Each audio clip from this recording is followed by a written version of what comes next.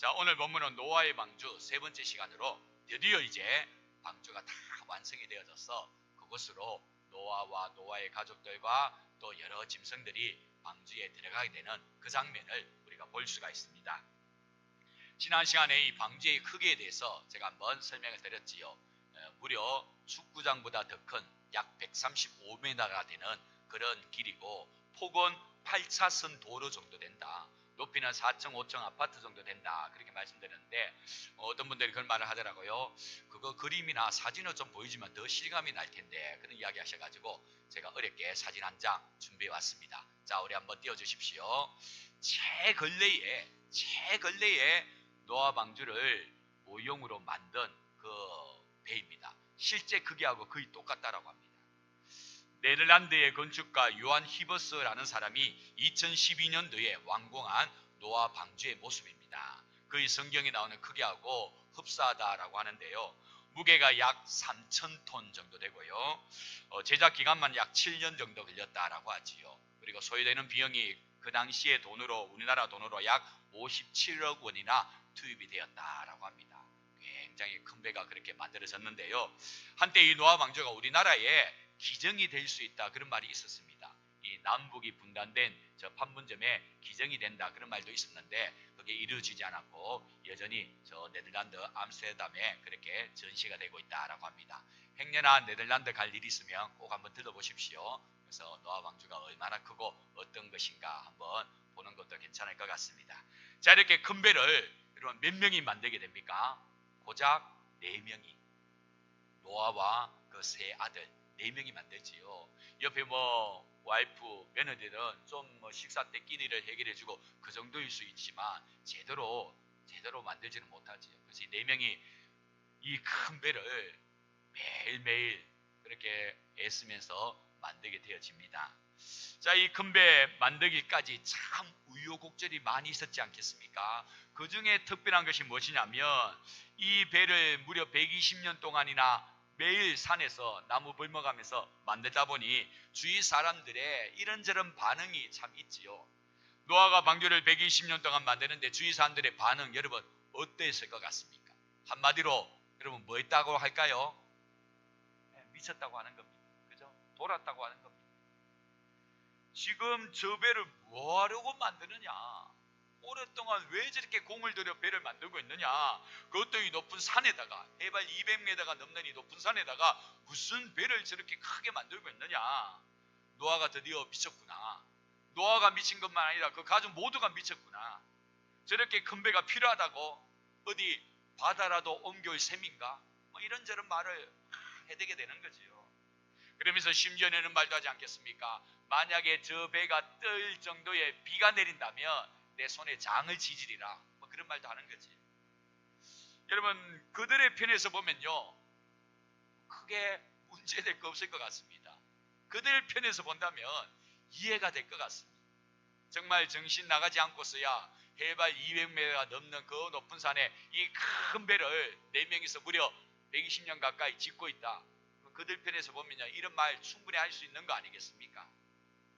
주위 사람들이 이 같은 반응 보이는 거 전혀 이해가 안 되는 것도 아닙니다. 자, 그런데 성도 여러분, 이 땅의 심판은요 이런 식으로 온다라는 사실입니다. 모든 사람들이 없다, 있을 수 없다, 안 된다, 뭐 그런 일이 설마 뭐 그렇게 다 믿지 않는 그런 순간에 이 땅의 심판은 항상 임한다라는 사실입니다. 오늘 우리가 보는 이 노아의 방주도 그렇고요, 앞으로 장차 이 땅에 올 마지막 최후 심판도 역시 마찬가지입니다. 다들 믿지 않습니다. 세상이 이렇게 잘 돌아가는데, 해를 거듭할수록 발전되고 있는데, 요즘 AI 시대 그래가지고 말만 하면 모든 것이 다 알아서 척척 다 되는 시대인데 무슨 이런 세상이 멸망하느냐, 뭐 그런 말들을 하지요. 다들 믿지 않는, 다들 그런 일이 없다라고 하는 그런 때에 심판은 임한다라는 사실입니다. 그래서 베드로후서 3장 10절 말씀에 보면 우리 주님이 이 땅에 오시는 그 마지막 때 이런 일이 있다라고 하지요. 자, 우리 다 같이 읽습니다. 그러나 주의 날이 도둑같이 오리니 그날에는 하늘이 큰 소리로 떠나가고 물질이 뜨거운 불에 풀어지고 땅과 그 중에 있는 모든 일이 드러나리로다. 아멘. 자, 우리 예수님이 이 땅에 오시는 그날에 무엇같이 온다라고요? 도둑같이 온다라고 합니다. 여러분 도둑이 대놓고 홍보하면서 오는 날이 있습니까? 내가 언제 갈 테니까 딱 준비해 놔라. 뭐 그렇게 도둑 오는 거 있습니까? 없지요. 잠드는, 잠드는, 심지어 개도 잠자는 그런 시간대에 도둑이 싹 왔다 자기 볼일 보고 가지 않습니까? 이처럼 주의 날이 아무도 믿지 않는 그런 순간에 도둑같이 온다라는 것이지. 오늘 우리가 보는 이 노아 홍수도 역시 마찬가지라는 것입니다. 그러므로 우리는요 항상 뭐 하고 있어야 됩니까? 깨어 있어야 되는 거죠. 도둑이 오니까 도둑이 올 때 막아낼 수 있도록 깨어 있어야 되는 거지요. 늘 말씀과 기도 가운데 깨어 있어야 하는 것입니다. 그렇지 않고 우리들이 영적으로 잠을 자고 있으면, 세상에 푹 빠져 살아가고 있으면요 도둑같이 오는 예수님의 이 날을 우리가 맞이할 수가 없게 되고 마는 겁니다. 지금 우리들이 보는 노아에 일어난 그 노아 시대 때 일어난 대홍수 역시 마찬가지였습니다. 누구 하나 믿지 않았습니다. 이 높은 산까지 물이 찰 리가 없다. 그런 비가 내릴 리가 없다. 이 배가 뜨지 않는다. 다들 그렇게 생각한 거지. 그런데 이 노아는 믿었지 않습니까? 믿고 순종했지 않습니까? 그런데 이 노아 때 보면요 하나님께서는 친절하게도 시그널을 보내주십니다. 하나님께서 신이 이런 날이 임할 것이다 라는 걸 사인을 보여주십니다. 그게 뭐냐면 노아 방주가 다 완성되는 겁니다. 노아 방주 만드는 거 만들 수 있다. 그러면서 주위 사람들이 그런 반응할 수 있죠. 그런데 다 만들어지면요 그때 좀 사람들이 생각이 좀 달라져야 되는 거 아니겠습니까? 야, 저 큰 배가 만들어졌네. 120년 동안이나 고작 4명을 통해서도 만들어지는구나. 이거 좀 예산 일이 아닌데. 좀 그렇게 좀 위기감을 느끼고 긴장하면 좋은데 여전히 그런 거 없더라라는 거지. 저는 이 모습을 보면서요 주위 사람들이 미쳤다 돌았다 그렇게 말할 만하지만 노아 방주가 다 완성되었을 때는 좀 이들이 생각을 달리 했더라면 어땠을까? 믿어봐야 본전이라고 대홍수 심판 믿어지지 않지만 나 그래도 한번 믿어보리라. 나도 방주에 들어갈란다 라고 했더라면 어땠을까? 그런 생각을 해보게 되지. 119년 동안에는 그렇게 믿지 못하고 욕을 해댔다 할지라도 120년 방주가 완성되었을 때는 좀 내가 생각을 달리 해봐야 되겠다. 그러고 믿었더라면 완전히 세상이 달라졌을 때인데 전혀 그러한 일이 없더라라는 것이지. 그런데 성도 여러분, 이게 지극히 정상이라는 거 아십니까? 무슨 말씀이냐면 믿음이라는 것이 어느 날 갑자기 우리에게 생겨나는 것이 아니다라는 사실입니다. 믿음은요 하나님의 선물입니다. 하나님께서 주셔야지만 우리가 가질 수 있는 것이 믿음인 것입니다. 내가 어느 때가 임박했을 때 나 이제부터 믿음 갖고 하나님 믿겠다라고 해서 그때부터 믿음이 생겨나느냐? 그렇지 않다라는 것이지. 믿음은 하나님의 선물이기 때문에 이 선물을 받기 위해서는요 우리에게 시간이 필요한 것입니다. 믿음이 자랄 수 있는, 생겨날 수 있는 시간이 필요하다라는 것이지. 성경에서 뭐라고 이야기합니까? 믿음은 들음에서 나며 하나님의 말씀을 들을 때 믿음이 자꾸 자라난다라고 하지 않습니까? 그래서 하나님의 말씀을 통해 하나님을 믿게 되는 시간이 우리에게 필요한 것입니다. 어느 날 갑자기 우리에게 믿음이 생겨나는 것이 결코 아닌 것이지. 오늘 본문 1절에 보면요 하나님께서 노아에게 이런 말씀을 들려줍니다. 자, 우리 다 같이 한번 읽어볼까요? 여호와께서 노아에게 이르시되 너와 내 온 집은 방주로 들어가라. 이 세대에서 네가 내 앞에 의로움을 내가 보았음이니라. 자, 여기 보시면요 하나님께서 노아의 무엇을 보았다라고 이야기합니까? 의로움을 보았다라고 하지요. 자, 여기에서 말하는 의로움이 무엇일까요? 노아가 윤리적으로 도덕적으로 굉장히 깨끗하고 정직했다 뭐 그런 말을 하는 것일까요? 그게 아닙니다. 노아에게도 여전히 뭐가 흐르고 있습니까? 죄성이 흐르고 있지요. 노아도 역시 죄인입니다. 노아가 아무리 깨끗하고 정직해 본들 하나님 편에서 보면요 다 거기서 거기입니다. 그렇다면 하나님께서 보시니 의로움은요 윤리 도덕적인 그런 것이 아니라 하나님의 말씀을 믿고 순종한 노아의 모습, 이것을 의롭다라고 하나님께서 봐주셨다라는 것입니다. 하나님께서 노아에게 뭐라고 말씀하셨습니까? 이 땅에 죄악이 다 가득 찼기 때문에 내가 이 땅을 진멸시키리라. 그 대신 너는 방주를 만들어서 생명을 구원하라 말씀하셨지요. 노아는요 이 말씀을 듣고 믿은 것입니다. 하나님께서 이 땅을 심판하시려고 하시는구나. 큰 비, 홍수를 일으켜서 이 땅에 있는 모든 생명들을 다 심판하려고 하시는구나. 방주 만들려고 하시는구나. 믿었다는 것입니다.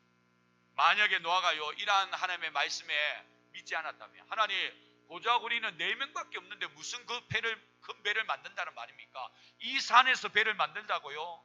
배가 떡이라도 할까요? 뭐 그런 생각을 가지고 믿지 않았다면 의롭게 여겨질 수가 없는 거지.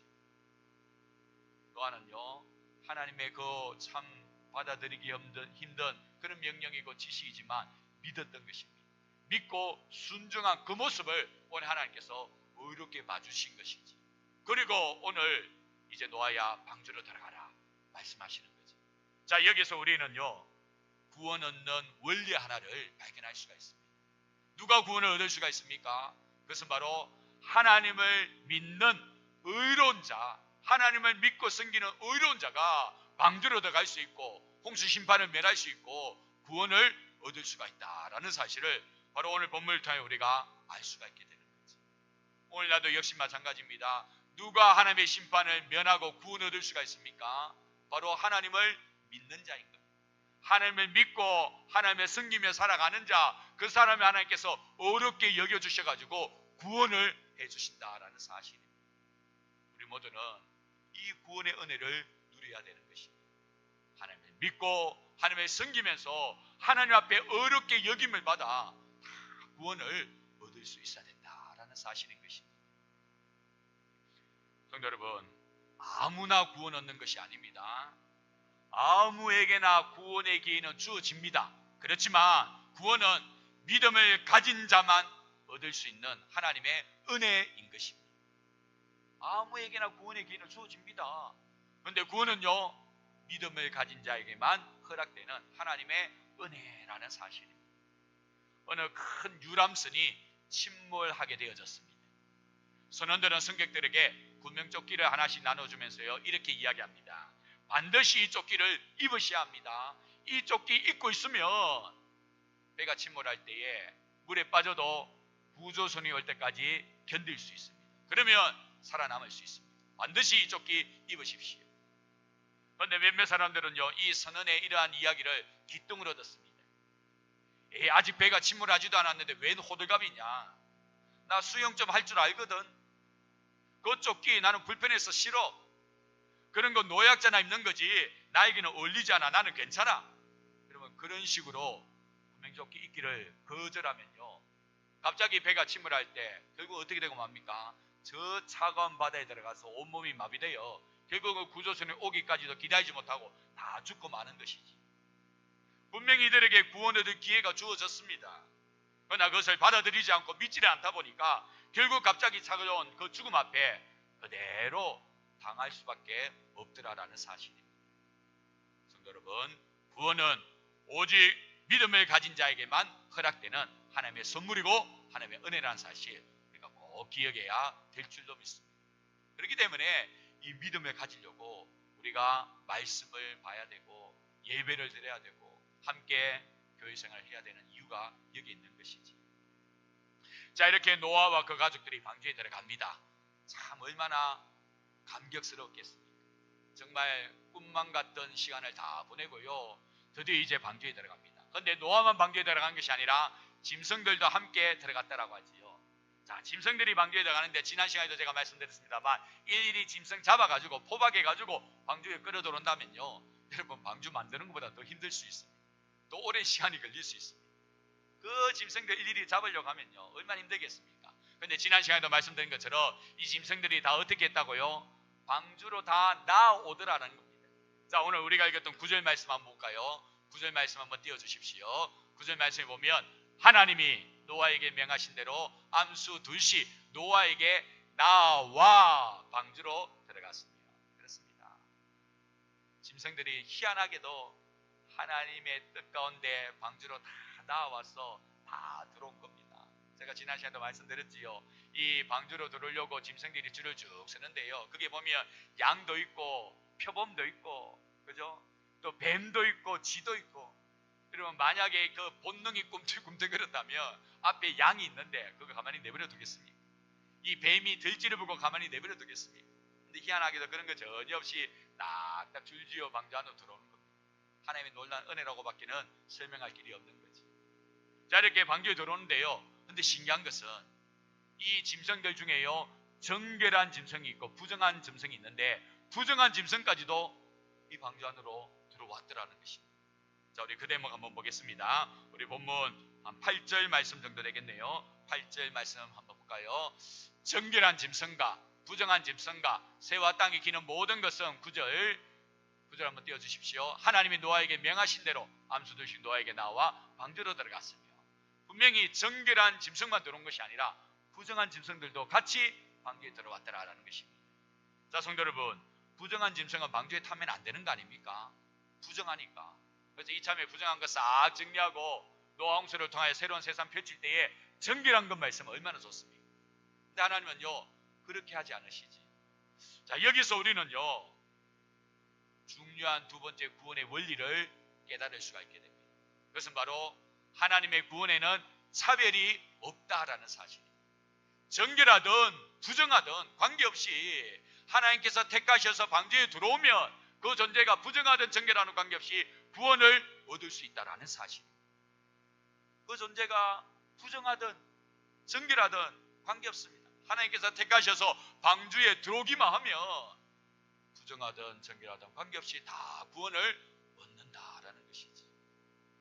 성도 여러분, 우리 역시 마찬가지 아니겠습니까? 우리가 구원을 얻는데 우리가 깨끗해서 정결해서 정말 법 없이 살고 남을 해코지 않고 착하게 살아서 그래서 그게 하나님 앞에 구원 얻는 근거가 된 것입니까? 아니지요. 아까 말씀드린 것처럼 높으신 하늘 위에서 보면요, 다 거기서 거기입니다. 조금 덜 더러울 뿐이지 다 더러운 그런 존재들입니다. 그런 걸 통해가 우리에게 구원을 주시는 것이 아니라 구원은요, 전적인 하나님의 은혜라는 것입니다. 차별 없는 은혜라는 것입니다. 우리가 과거에 좀 괜찮게 살았던 그렇지 못한 삶을 살았던 간에 그거 관계없이 우리가 예수님을 믿으면, 하나님의 택함을 받아 예수님을 믿는 백성이 되어지면 우리는 구원을 얻는다라는 사실이지. 그러므로 우리의 구원은요, 전적인 하나님의 은혜입니다. 우리 편에서 뭔가 잘나고 대단하고 뭔가 내세울 것이 있어서 구원 얻는 것이 아니라 전적인 하나님의 은혜이다라는 사실이지. 그래서 우리는 이 사실 앞에 감사하며 영광 돌릴 수 있어야 되는 거지. 저는 이 부분을 묵상하면서요, 이 사실이 얼마나 감사하고 고마운지 모릅니다. 왜냐하면요, 우리 하나님께서 만약에 어떤 커트라인을 딱 정해놓습니다. 여기까지 너희들이 도달해야지만 구원 얻을 수 있다 라고 한다면요, 과연 어느 누가 그 커트라인에 도달할 수가 있겠습니까? 어느 누가 하나님의 그 높으신 기준에 부합할 수가 있겠습니까? 아무도 구원을 얻을 수가 없는 거지. 그런데 우리 하나님은 그런 식으로 우리에게 구원을 허락하신 것이 아니라 전적인 하나님의 은혜로 값없이 주시는 선물로 우리에게 구원을 허락하셨다라는 사실이지. 내가 정하든 부정하든 관계없이 하나님의 택함을 받고 예수님을 믿으면 구원을 얻게 되는 것입니다. 이처럼 구원은요, 우리 편에서 본다면 너무나도 거저 얻은 구원이 됩니다. 공짜 구원이 되지요. 그런데요, 우리 하나님 편에서 본다면요, 이런 말로도 알 수 없는 대가가 지불된 구원입니다. 우리 하나님 이 구원을 우리에게 허락하시기 위해서 어떤 대가까지 치르셨습니까? 하나밖에 없는 독생자 예수님을 십자가에 달려 죽게끔 하지 않으셨습니까? 베드로전서 1장 18절 19절을 보면 분명히 이렇게 이야기합니다. 자, 우리 다 같이 읽습니다. 너희가 알거니와 너희 조상이 물려준 헛된 행실에서 대속함을 받은 것은 은이나 금같이 없어질 것으로 된 것이 아니요 오직 흠없고 점없는 어린 양 같은 그리스도의 보배로운 피로 된 것이니라. 아멘. 그렇습니다.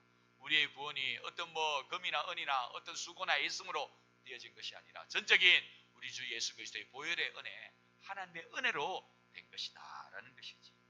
그러니 성도 여러분, 이 구원 우리가 어찌 소홀히 할 수 있겠습니까? 우리 편에서는 공짜로 얻은 구원이지만 하나님 편에서는 엄청난 대가가 지불된 구원이기 때문에 결코 이 구원을 우리가 소홀히 할 수 없는 거지. 절대로 이 구원을 다른 그 어떤 것과도 비교할 수도 없고요, 바꿀 수 없는 이유가 바로 여기에 있는 겁니다. 우리의 구원을 위하여 예수님이 친히 희생당하셨지 않습니까? 그러므로 우리들이 이 세상에서 그 모든 것을 다 잃어버린다 할지라도요, 이 구원만큼은 꽉 붙들고 살아야 되는 것입니다. 절대로 우리에게 주어진 구원 그 무엇과도 바꾸지 마시고 절대로 놓치지도 마시기를 주님의 이름으로 축원합니다. 간혹 가다 보면요, 이 돈 때문에 혹은 세상 성공 때문에 구원 얻었는데도 불구하고 등한히 여기는 경우가 있습니다. 돈을 쫓아 살다 보니까, 아니면 인생 성공을 쫓아 살다 보니까요, 구원 얻었는데 이 구원이 너무 소중한데도 가치 없게 여기는 그런 경우가 있습니다. 여러분, 그것은 참으로 어리석고 안타까운 모습이 아닐 수가 없습니다. 왜냐하면 하나님께서 우리에게 구원을 주셨다면요, 이 세상 살아갈 때 삶 또한 우리 하나님께서 책임져 주시는 겁니다. 구원을 주신 하나님이 우리의 삶 책임져 주지 아니하시겠습니까? 하나밖에 없는 독생자까지 희생하시면서까지 우리를 택하여 구원하셨는데 우리의 삶 또한 친히 돌봐주시는 거지. 절대로 이 구원 다른 것하고 바꾸지 마시고 등한히 여기지 마시고 이 구원을 주신 하나님을 더 잘 섬겨갈 수 있는 우리가 되어야 될 줄도 믿습니다. 자, 이제 마지막으로 한 가지 더 방주에 대해서 살펴보면서요, 우리가 한 가지 깨닫고자 하는 것은요, 여러분, 이 방주 굉장히 큰 배인데 이 큰 배에 입구는 몇 개가 될 것 같습니까? 입구 몇 개요? 하나밖에 없어요. 이 큰 배의 입구가 하나밖에 없습니다. 수십 곳의 입구가 있어야 되는데 그러지 않고요, 오직 하나밖에 없습니다. 즉 대홍수 심판을 면할 구원의 문은 하나밖에 없다라는 것입니다. 무엇을 보여주는 것입니까? 무엇을 보여주는 것입니까? 구원 얻을 길이 오직 하나밖에 없다는 것. 유일한 구원자 예수 그리스도만이 구원이라는 것을 바로 이 방주를 통하여 친히 보여주시는 것이지. 어느 날 아이가 아빠에게 묻습니다. 아빠, 노아 방주가 굉장히 큰 배인데 왜 문이 하나밖에 없어요? 그래서 아버지가 성경을 펴며 이렇게 이야기하지요. 하나님은 사람들에게 회개의 기회를 주셨지만 방주의 문은 하나뿐이었단다.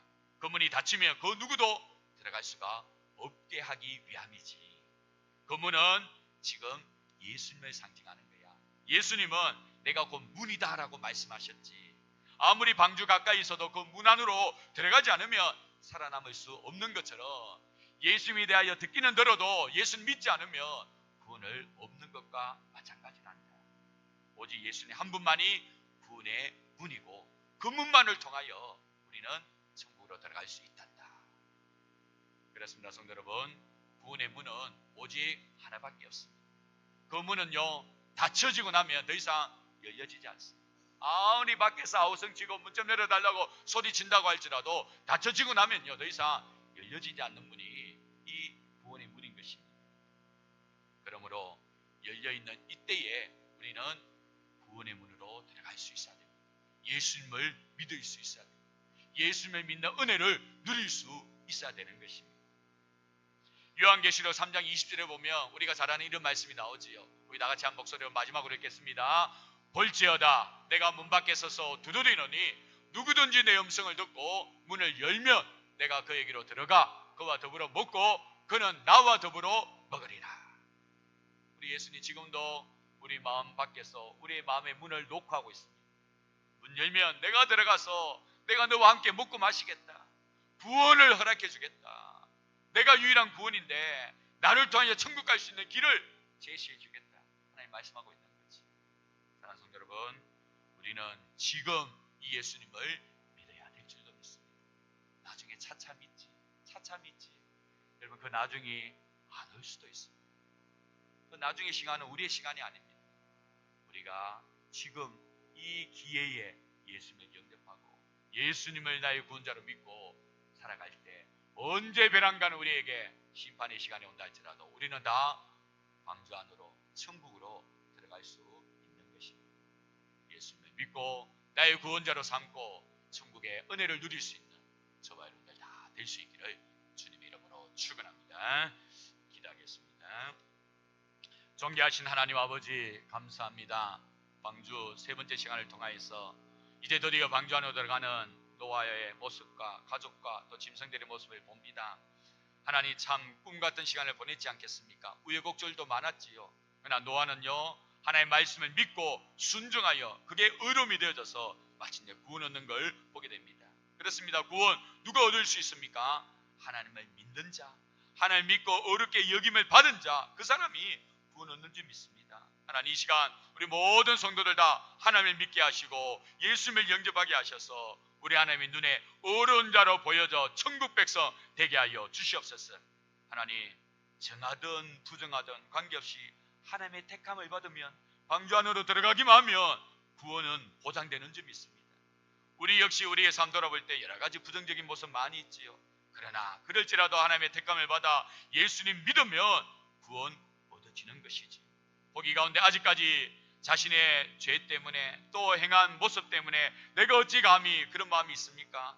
예수님 믿으면 그거 관계없이 구원이 보장된다는 사실 꼭 기억하며 예수님을 온전히 믿는 죄 백성 다 될 수 있도록 인도하여 주시옵소서. 왜 그 큰 배에 문이 하나밖에 없습니까? 유일한 구원자가 우리 예수님밖에 없는 것이지. 여기에도 구원이 있다 저기에도 구원이 있다 많은 말들을 하지만 하나님께서 허락하신 구원은 오직 예수님 한 분밖에 없는 줄로 믿습니다. 우리가 예수님 믿고 살아가야 될 이유가 여기 있는 줄 믿사오니 예수님 한 분만 믿고 예수님으로 인하여 마침내 저 천국에 입성하는 우리 모두가 될 수 있도록 도와주시옵소서. 감사를 드리오며 예수님의 이름으로 기도드립니다. 아멘.